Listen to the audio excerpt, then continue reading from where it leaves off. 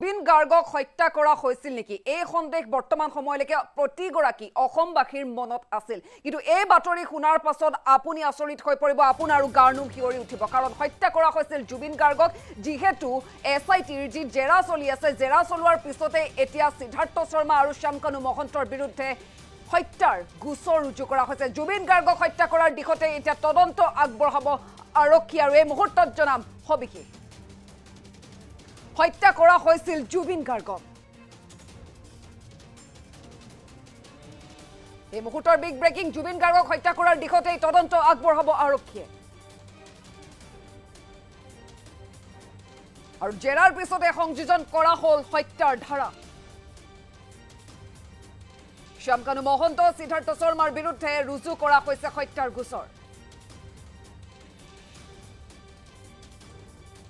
শ্যামকানু মহন্ত সিদ্ধাৰ্থ শৰ্মাৰ জেৰাৰ পিছতে সংযোজন এই ধাৰাৰ বিএনএছ 103 ধাৰাৰ অধীনত দুয়োৰে বিৰুদ্ধে গোচৰ ৰুজু কৰা হৈছে আৰু যে প্ৰাথমিক অনুসন্ধান চলোৱা হৈছিল সেই অনুসন্ধানত আৰক্ষীয়ে বিস্ফোৰক তথ্য এতিয়া লাভ কৰিছে এই মুহূৰ্তৰ বিগ ব্ৰেকিং হত্যা কৰা হৈছিল জুবিন গাৰ্গক আৰু এই দিশতে তদন্ত আগবঢ়াব আৰক্ষীয়ে জেৰা চলোৱাৰ পিছতে সংযোজন কৰা হৈছে হত্যাৰ ধাৰা শ্যামকানু মহন্ত সিদ্ধাৰ্থ শৰ্মাৰ বিৰুদ্ধে হত্যাৰ গোচৰ ৰুজু কৰা হৈছে শ্যামকানু মহন্ত সিদ্ধাৰ্থ শৰ্মাৰ জেৰাৰ পিছতে সংযোজন হৈছে এই ধাৰাৰ আৰু বিএনএছ 103 ধাৰাৰ অধীনত দুয়োৰে বিৰুদ্ধে গোচৰ ৰুজু কৰা হৈছে প্ৰাথমিক অনুসন্ধানত আৰক্ষীয়ে বৰ্তমানলৈকে বিস্ফোৰক তথ্য লাভ কৰিছে গতিকে জুবিন গাৰ্গক হত্যা কৰা হৈছে সেই দিশতে তদন্ত আগবাঢ়িব আৰক্ষীৰ তৰফৰ পৰা যেহেতু এই প্ৰশ্ন প্ৰত্যেকগৰাকী অসমবাসীৰ মনত আছিল জুবিন গাৰ্গৰ সৈতে কি ঘটিছিল হত্যাৰ পৰিকল্পনা কৰিছিল নেকি এনে ধৰণৰ প্ৰশ্ন বা সন্দেহ প্ৰত্যেকগৰাকী অসমীয়াৰ মনত আছে আৰু এই বাতৰি শুনি হয়তো আপুনি হয়তো আচৰিত হ'ব কাৰণ জেৰা চলোৱাৰ পিছতেই এইগৰাকী সিদ্ধাৰ্থ শৰ্মা আৰু শ্যামকানু মহন্তৰ বিৰুদ্ধে গোচৰ ৰুজু হৈছে হত্যাৰ শ্যামকানু মহন্ত সিদ্ধাৰ্থ শৰ্মাৰ বিৰুদ্ধে ৰুজু কৰা হৈছে হত্যাৰ গোচৰ শ্যামকানু মহন্ত সিদ্ধাৰ্থ শৰ্মাৰ জেৰাৰ পিছতে এই ধাৰা সংযোজন কৰা হৈছে বিএনএছ 103 ধাৰাৰ অধীনত দুয়োৰে বিৰুদ্ধে গোচৰ ৰুজু কৰা হৈছে আৰু প্ৰাথমিক অনুসন্ধানত আৰক্ষীয়ে বৰ্তমানলৈকে বহু বিস্ফোৰক তথ্য লাভ কৰিছে হত্যা কৰা হৈছিল জুবিন গাৰ্গক আৰু এই দিশতেই আৰক্ষীয়ে তদন্ত আগবঢ়াব যিহেতু প্ৰথম যি জেৰা চলোৱা হ'ল সিদ্ধাৰ্থ শৰ্মা আৰু শ্যামকানু মহন্তক গ্ৰেপ্তাৰ কৰাৰ পিছতেই তাৰ পিছতেই যি তথ্য লাভ কৰিছে গতিকে জুবিন গাৰ্গক হত্যা কৰা হৈছিল এনে সন্দেহতেই জেৰা চলোৱা হৈছে বা তদন্ত কৰিব আৰক্ষীয়ে এই মুহূৰ্তৰ আমি বিগ ব্ৰেকিং আপোনালোকৰ বাবে লৈ আহিছোঁ হত্যা কৰা হৈছিল জুবিন গাৰ্গক আৰু এতিয়াৰ পৰা আৰক্ষীয়ে জুবিন গাৰ্গক হত্যা কৰাৰ দিশতেই তদন্ত আগবঢ়াব বুলি জানিব পৰা গৈছে আৰু এই সন্দৰ্ভত আমাৰ সংবাদদাতা মাধৱ দাসৰ হৈছে আমি সংযুক্ত হ'ব বিচাৰিম আমাৰ সাংবাদিক মাধৱ দাস আছে হয় আপোনাৰ কাষলৈ আহিছোঁ কি ক'ব যিহেতু হত্যা কৰা হৈছিল জুবিন গাৰ্গক আৰু এই দিশতেই তদন্ত এতিয়া আগবঢ়াব বুলি জানিব পৰা গৈছে আৰু আৰক্ষীয়ে বৰ্তমান সময়ত বহু বিস্ফোৰক তথ্য লাভ কৰিছে হয় মাধৱ দাস কি ক'ব হয় বন্দিতা আজি দিনটো আটাইতকৈ ডাঙৰ খবৰটো হৈছে জুবিন গাৰ্গক হত্যা কৰা হৈছিল আৰু হত্যা কৰা হৈছিল বুলি আৰক্ষীয়ে তদন্ত কৰি থাকে প্ৰাথমিক তদন্তত সেই কথা তেওঁলোক স্পষ্ট হৈছে আৰু যাৰ বাবে বিএনএছৰ 103 ছেকশ্যন 103 যিটো হত্যাৰ গোচৰত অভিযুক্তক শাস্তি দিয়াৰ গোচৰ সকল হত্যাকাৰী বিশেষকৈ শ্যামকানু মহন্তৰ বিৰুদ্ধে প্ৰাথমিকভাৱে তেওঁলোকক গ্ৰেপ্তাৰ কৰিছে আৰু গ্ৰেপ্তাৰ কৰি তেওঁলোকৰ বিৰুদ্ধে হত্যাকাণ্ডৰ গোচৰ বিএনএছৰ 103 গোচৰ ৰুজু কৰা হৈছে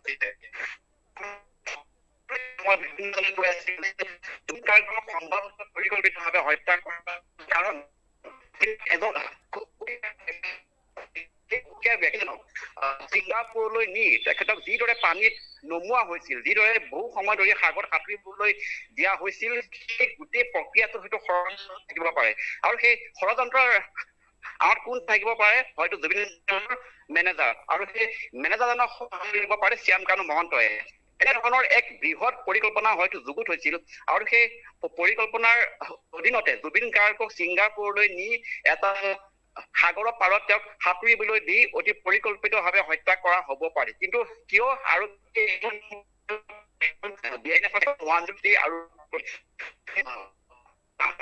জানো জুবিন গাৰ্গক দ্বিতীয়বাৰৰ বাবে পোষ্টমৰ্টম কৰা হৈছিল আৰু তেওঁৰ মৃত্যুৰ পিছত গুৱাহাটীত দুদিন ৰখাৰ পিছত তেখেতৰ পুনৰ পোষ্টমৰ্টম কৰা হৈছিল আৰু সেই পোষ্টমৰ্টমৰ ৰিপৰ্টৰ ওপৰত ভিত্তি কৰি সম্ভৱতঃ আৰক্ষীয়ে জুবিন গাৰ্গক হত্যা কৰা হৈছিল বুলি সেই গোচৰটো ৰুজু কৰিছে আৰু আমি জানো যে ইয়াৰ পূৰ্বে যেতিয়া প্ৰথমে গোচৰটো ৰুজু কৰিছিল সেইটো আছিল culpable homicide not amounting to murder অৰ্থাৎ কাৰোবাৰ অবহেলাৰ বাবে জুবিন গাৰ্গৰ মৃত্যু হোৱাৰ এটা অভিযোগত গোচৰ ৰুজু কৰা হৈছিল কিন্তু সেইখিনি সময়ত বিভিন্ন মহলত বহুতে কৈ আছিল যে জুবিন গাৰ্গক হত্যা কৰা হৈছিল আৰু এই হত্যাকাৰী হ'ব পাৰে সিদ্ধাৰ্থ শৰ্মা আৰু এতিয়া কালি যেতিয়া সিদ্ধাৰ্থ শৰ্মা আৰু শ্যামকান্তু মহন্তক আৰক্ষীয়ে দিল্লীৰ পৰা গ্ৰেপ্তাৰ কৰি আনিলে তেওঁলোকক গ্ৰেপ্তাৰ কৰি অনাৰ পিছত এটা দিন তেওঁলোকক নিজৰ জিম্মাত ৰখাৰ পিছত আজি আৰক্ষীয়ে তথা SIT-য়ে এই গোচৰটোত জুবিন গাৰ্গক হত্যা কৰা হৈছিল বুলি পতিয়ন গৈছে আৰু তেওঁলোকৰ বিৰুদ্ধে BNSৰ সেকশন 103 এড কৰিছে অৰ্থাৎ ইয়াৰ পূৰ্বে BNSৰ 105 এড কৰা আছিল আৰু আজি অতিৰিক্তভাৱে এই সেকশনটো এড কৰিছে আৰু ইয়াৰ অৰ্থ হৈছে জুবিন গাৰ্গক হত্যা কৰা হৈছিল বুলি অসম আৰক্ষী তথা CID-য়ে এই কথাটো হয়তো পতিয়ন গৈছে আমি জানো যে জুবিন গাৰ্গক ছিংগাপুৰত থকাৰ প্ৰথমটো নিশা তেওঁ প্ৰায় 11:30 বজালৈকে এটা ৰোড সাইড পাৰ্টিত অংশ লৈছিল তাৰ পিছত তেওঁ নিজৰ হোটেললৈ আহিছিল আৰু হোটেলত নিশাটো কটোৱাৰ পিছত পিছদিনা পুৱাই অতি সোনকালে তেওঁ হোটেলৰ পৰা উঠি তেওঁ সেইখন যিখন ইয়াতত গৈছিল আৰু ইয়াতত গৈ সাগৰৰ এটা পাৰত তেওঁলোকে পানীত সাঁতুৰিছিল আৰু সেইখিনি সময়ত কিন্তু জুবিন গাৰ্গক কোনো এজন সতীৰ্থই তেওঁ সহযোগ কৰা নাছিল বা তেখেতে যেতিয়া অৱশ হৈছিল সেইখিনি সময়ত তেওঁৰ লগত যিজন আছিলে মেনেজাৰ সিদ্ধাৰ্থ শৰ্মা বা তেওঁৰ সতীৰ্থ শেখৰ গোস্বামী তেওঁক যিদৰে সহায় কৰিব লাগিছিল সেই ধৰণৰ সহায় কিন্তু তেখেতক সেইখিনি সময়ত কোনো কৰা নাছিল যাৰ বাবে এই গোটেই গোচৰটোত জুবিন গাৰ্গক অতি কৌশলপূৰ্ণভাৱে পানীত নামিবলৈ দি লাইফ জেকেট নিপিন্ধাকৈ পানীত নামিবলৈ দি হয়তো জুবিন গাৰ্গক অতি কৌশলপূৰ্ণভাৱে হত্যা কৰা হ'ব পাৰে সেই ধৰণৰ এটা সন্দেহ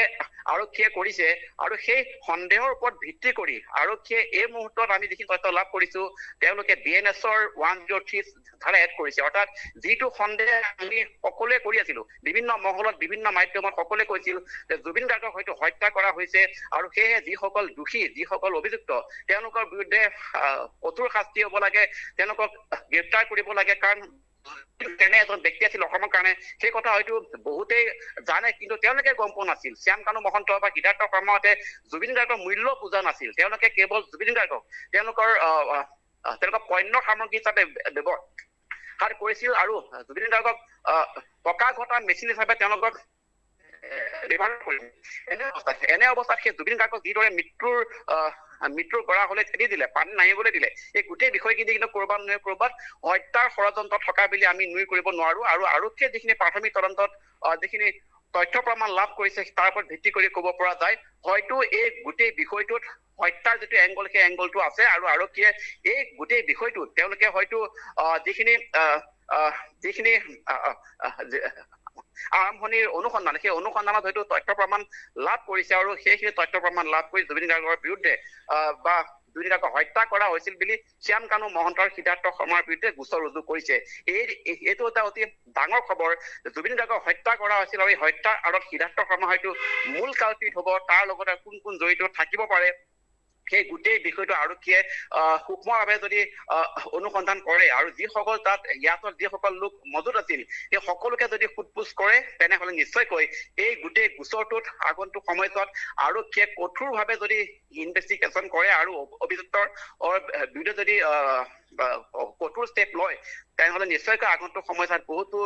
তথ্য প্ৰমাণ লাভ কৰিবলৈ সক্ষম হ'ব কিন্তু আজিৰ দিনটো ডাঙৰ খবৰটো হৈছে জুবিন গাৰ্গক হত্যা কৰা হৈছিল সেই কথাটো বিভিন্নজনে অভিযোগ কৰিছিল আৰু সেই অভিযোগৰ ভিত্তিতে বা যিখিনি আৰক্ষীয়ে প্ৰমাণ লাভ কৰিছে তাৰ ওপৰত ভিত্তি কৰি এতিয়া সিদ্ধাৰ্থ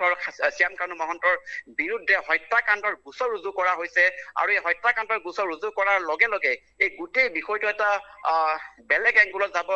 বেলেগ দিশৰে যাব আৰু আৰক্ষীয়ে যদি উপযুক্ত তথ্য প্ৰমাণ লাভ কৰিবলৈ সক্ষম হয় তেনেহলে আগন্তুক সময়ছোৱাত গোচৰ ৰায় দিলে শ্যামকানু সিদ্ধাৰ্থহঁতৰ মৃত্যুদণ্ডৰ হ'ব পাৰে আমি জানো যে জুবিন গাৰ্গ এনে এটা অসমৰ সম্পদ আছিল যিটো সম্পদৰ যদি কোনোবাই হত্যা কৰে সেই হত্যাকাৰীক মৃত্যুদণ্ড দিলেও সেই শাস্তি উপযুক্ত নহব কিন্তু তাৰ পিছতো আমি জানো যে আমি যিহেতু সকলো আইনৰ দৃষ্টিৰে চাব লাগিব আৰু যদি কাৰোবাক হত্যা কৰা হয় কাৰোবাক হত্যা কৰিলে তাৰ শাস্তি চূড়ান্ত শাস্তি হ'ব পাৰে মৃত্যুদণ্ড আৰু যদি জুবিন গাৰ্গক সঁচাকে হত্যা কৰা হৈছিল বা হত্যা কৰিছিল আৰু এই হত্যাৰ অভিযোগত যদি আৰক্ষীয়ে উপযুক্ত প্ৰমাণ দিব পাৰে তেনেহলে যিসকল অভিযুক্তই জুবিন গাৰ্গক হত্যা কৰিছিল তেওঁলোকৰ মৃত্যুদণ্ড পৰ্যন্ত হ'ব পাৰে বুলি আমাৰ আৰু আমি আশা কৰিম যিদৰে জুবিনক হত্যা কৰা হৈছিল বা তেখেতৰ মৃত্যু হৈছিল এই গোটেই গোচৰটো যিসকল অভিযুক্ত আছে তেওঁলোকক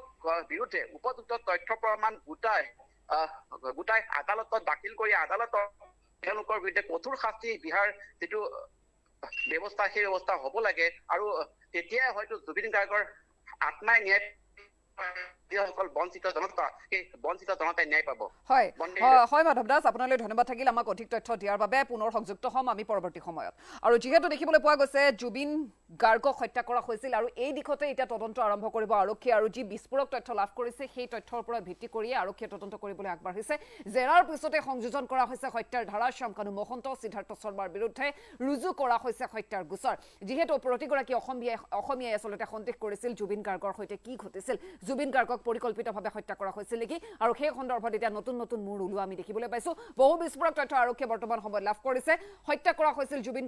গাৰ্গক হত্যা কৰাৰ দিশতেই আৰক্ষীয়ে তদন্ত আগবঢ়াব শ্যামকানু মহন্ত সিদ্ধাৰ্থ শৰ্মাই জুবিন গাৰ্গক কেৱল ব্যৱহাৰ কৰিছিল নিজৰ পণ্য সামগ্ৰী বুলি ভাবিছিল টকা ঘটাৰ মেচিন বুলি ভাবিছিল গতিকে ব্যৱহাৰ কৰিছিল এক প্ৰকাৰে জুবিন গাৰ্গক আৰু এয়া আচলতে যি মৃত্যু ঘটিল জুবিন গাৰ্গৰ সেই সময়ত তেওঁলোকে পৰিকল্পিতভাৱে আচলতে তাক হত্যা কৰিছিল নেকি সেই সন্দৰ্ভত বহু বিস্ফোৰক তথ্য আৰক্ষীয়ে লাভ কৰিছে আৰু জেৰা চলোৱাৰ পিছতে গ্ৰেপ্তাৰ হোৱাৰ পিছত শ্যামকানু মহন্ত আৰু সিদ্ধাৰ্থ শৰ্মাক জেৰা চলোৱাৰ পিছতে সংযোজন কৰা হৈছে হত্যাৰ ধাৰা বিএনএছ 103 ধাৰাৰ অধীনত দুয়োৰে বিৰুদ্ধে গোচৰ ৰুজু কৰা হৈছে আৰু প্ৰাথমিক অনুসন্ধানতেই আৰক্ষীয়ে লাভ কৰিছে বিস্ফোৰক তথ্য আৰু অধিক কঠোৰ হ'ব আৰক্ষীৰ তদন্ত আৰু সেই তদন্ততেই তন্নতন্নকৈ আৰক্ষীয়ে পৰীক্ষা কৰিব সূক্ষ্মভাৱে আচলতে চালি জাৰি চাব আৰু তাৰ পিছতেই সমগ্ৰ তথ্য পোহৰলৈ আহিব